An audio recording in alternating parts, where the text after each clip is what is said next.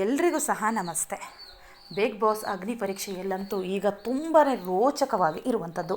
ಪ್ರತಿಯೊಬ್ಬರು ಕೂಡ ಬಿಗ್ ಬಾಸ್ನ ಅಗ್ನಿ ಪರೀಕ್ಷೆಯಲ್ಲಿ ಏನಾಗ್ತಿದೆ ಅಂತ ಹೇಳಿ ಪ್ರತಿದಿನ ವಾಚ್ ಮಾಡ್ತಾ ಇದ್ದಾರೆ. ಆದರೆ ಕುಮಾರಿಯವರ ಅಭಿಮಾನಿ ಬಳಗ ಏನಿದೆ ಅದೊಂದು ನೆಕ್ಸ್ಟ್ ಲೆವೆಲಲ್ಲಿದೆ ಅಂತಲೇ ಹೇಳ್ಬೋದು. ಯಾಕಂದರೆ ತುಂಬಾ ಅಪಾರವಾದಂತಹ ಅಭಿಮಾನಿ ಬಳಗ ಈ ಕುಮಾರಿಯವರಿಗೆ ಇದೆ. ಕುಮಾರಿಯವರು ಈ ಅಗ್ನಿ ಪರೀಕ್ಷೆಗೆ ಬರೋಕ್ಕಿಂತ ಮುಂಚೆ 79 ಸಬ್ಸ್ಕ್ರೈಬರ್ ಫಾಲೋವರ್ಸ್ ಇದ್ದದ್ದು ಈಗ 250+ ಫಾಲೋವರ್ಸನ್ನು ಇವರು ತಮ್ಮ ಖಾತೆಯಲ್ಲಿ ಹೊಂದಿದ್ದಾರೆ. ಈಗ ಇದ್ದಕ್ಕಿದ್ದಂತೆ ಈಗ ವೋಟಿಂಗ್ ಲೈನಲ್ಲೂ ಸಹ ಇವರ ಹೆಸರು, ಇವರ ನೇಮು, ಇವರ ಮುಖ ಏನಿತ್ತು ವೋಟಿಂಗ್ ಪ್ರಕ್ರಿಯೆಯಲ್ಲಿ ಅದ್ಯಾವುದು ಸಹ ಕಾಣ್ತಾ ಇಲ್ಲ.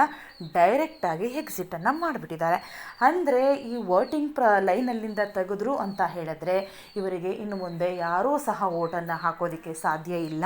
ಹಾಗಾಗಿ ಇವರ ಹೆಸರಿನಲ್ಲಿರುವಂತಹ ವೋಟನ್ನು ಇವರು ತೆಗೆದುಹಾಕಿದ್ದಾರೆ. ಆದರೆ ನಿನ್ನೆಯಷ್ಟೇ ಕುಮಾರಿಯವರು ಬಂದು ನನಗೆ ವೋಟನ್ನು ಮಾಡಿ, ಕಾರಣಾಂತರಗಳಿಂದ ನಾನು ವಿಡಿಯೋ ಮಾಡೋಕ್ಕಾಗಿಲ್ಲ ಅಂತ ಹೇಳಿ ಕೇಳ್ಕೊಂಡಿದ್ರು. ಆದರೆ ಇದ್ದಕ್ಕಿದ್ದಂತೆ ಈ ರೀತಿಯಾಗಿರುವಂಥದ್ದು ನಿಜಕ್ಕೂ ಸಹ ಅಚ್ಚರಿಯಾದಂತಹ ವಿಚಾರ.